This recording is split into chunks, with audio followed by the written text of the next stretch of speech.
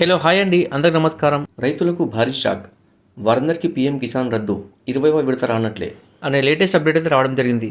So దీనికి సంబంధించి పూర్తి వివరాలు ఈ వీడియోలో తెలుసుకుందాం. ముందుగా వీడియో చూసిన ప్రతి ఒక్కరు తప్పనిసరిగా వీడియోని లైక్ చేయండి, మీ తోటి ఉద్యోగ మిత్రులకు వీడియోని షేర్ చేయండి. ఫస్ట్ టైం నా ఛానల్ వీక్షించినట్లయితే తప్పక సబ్స్క్రైబ్ చేసుకోండి. ఇక వివరాలకు వెళ్దాం ఫ్రెండ్స్. ప్రధానమంత్రి కిసాన్ సమ్మాన్ నిధి పీఎం కిసాన్ యోజన కింద కొందరు రైతులు ఆర్థిక సాయం పొందలేకపోతున్నారు. ఈ పథకం ద్వారా రైతులకు ఏడాదికి 6,000 3 విడతలుగా 2,000 చొప్పున అందించాలనేది కేంద్ర ప్రభుత్వ లక్ష్యం.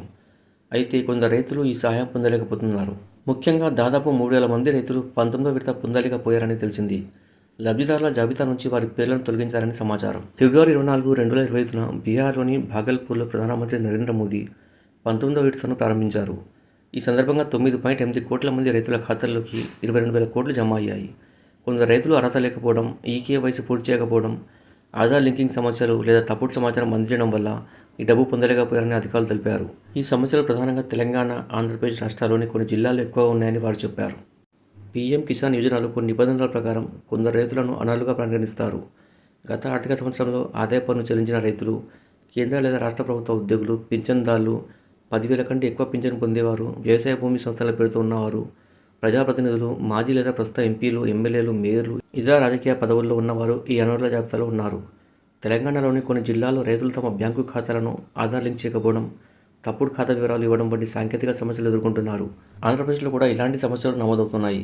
ఈ సమస్యలను పరిష్కరించుకోవడానికి రైతులు pmkisan.gov.in వెబ్సైట్లో తమ స్థితిని తనిఖీ చేసుకోవాలి. అలాగే తమ ఈకేవైసీని పూర్తి చేసుకోవాలి అధికారులు సూచిస్తున్నారు. సమీపంలోని మీ సేవా కేంద్రాలు లేదా వ్యవసాయ శాఖ కార్యాలయాలను సంప్రదించడం ద్వారా కూడా సమస్యలను పరిష్కరించుకోవచ్చు. 19వ విడత తర్వాత 20వ విడత జూన్ 2025లో విడుదల కానుంది. ఈసారి అర్హత కోల్పోయిన రైతులు తమ వివరాలను సరి చేసుకుని తదుపరి విడత కోసం సిద్ధంగా ఉండాలని సూచనలు వచ్చాయి. ఈ పథకం ద్వారా ఇప్పటివరకు 3.68 లక్షల కోట్లు 11 కోట్ల మంది రైతులకు చేరాయని, ఇది రైతుల ఆర్థిక స్థిరత్వానికి దోహదపడుతుందని అధికారులు తెలిపారు. పీఎం కిసాన్ సమ్మాన్ నిధి యోజన ద్వారా రైతులకు అధికంగా చేయూతనివ్వడమే ప్రభుత్వ లక్ష్యం. ఈ పథకం కింద రైతులకు ప్రతి 4 నెలలకు 2,000 చొప్పున ఏడాదికి మొత్తం 6,000 అందిస్తారు. ఈ డబ్బును రైతులు వ్యవసాయ అవసరాలకు, కుటుంబ అవసరాలకు వినియోగించుకోవచ్చు. ఈ పథకం ద్వారా ఇప్పటికే దేశవ్యాప్తంగా కోట్ల మంది రైతులు లబ్ధి పొందారు. ఈ పథకం రైతుల జీవన ప్రమాణాలను మెరుగుపరచడంలో కీలక పాత్ర పోషిస్తుందని ప్రభుత్వం భావిస్తుంది. కొన్ని సాంకేతిక కారణాల వల్ల కొందరు రైతులు ఈ పథకం కింద లబ్ధి పొందలేకపోతున్నారు. ఈ సమస్యలను పరిష్కరించడానికి ప్రభుత్వం కృషి చేస్తుంది. రైతులు కూడా తమ వంతు ప్రయత్నం చేసి తమ వివరాలను సరిచేసుకుని ఈకేవైసీని పూర్తి చేసుకోవాలి. పీఎం కిసాన్ యోజన రైతులకు ఒక వరం లాంటిది. ఈ పథకం ద్వారా రైతులు ఆర్థికంగా బలోపేతం అవుతారు. ఈ డబ్బును సద్వినియోగం చేసుకుని రైతులు తమ జీవితాలు ఉన్నత స్థాయికి ఎదగాలని ప్రభుత్వం ఆకాంక్షిస్తుంది. ఆంధ్రప్రదేశ్ ప్రభుత్వం పీఎం కిసాన్ పొందే రైతులకు అన్నదాత సుఖీభావ పథకం అమలు చేస్తామని తెలిపింది. అందువల్ల ఏపీలో రైతులు పీఎం కిసాన్ పొందలేకపోతే వారు అన్నదాత సుఖీభావ కూడా పొందే అవకాశాలు తక్కువ. దీనిపై ప్రభుత్వం త్వరలో క్లారిటీ ఇస్తుంది. పీఎం కిసాన్ పొందని రైతులు త్వరగా తమ పేరును లబ్ధిదారుల జాబితాలో చేరేలా చేసుకోవాలి.